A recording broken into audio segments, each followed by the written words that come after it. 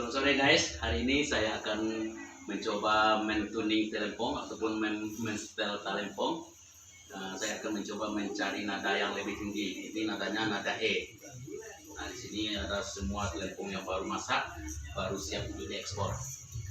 Ini chromatic tuner dan nada-nada itu pedomannya dari sini. Nah, ini nada cheese. Saya akan mencoba membuat nada E. Caranya begini.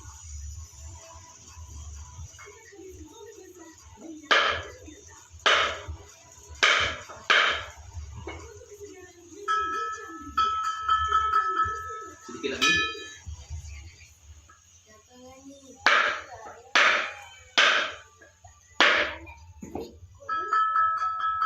Sampai warnanya hijau, baru setel yang pas.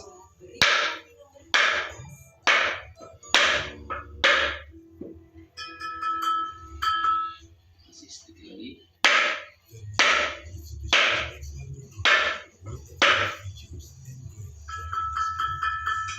Sedikit lagi.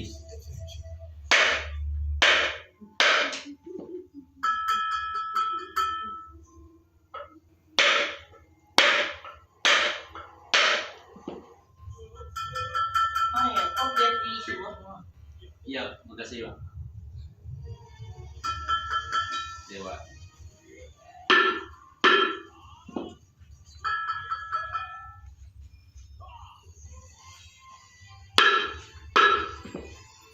Sakit dia kan macam ni kalau ada mako kiri Biasa nih. pandai madu.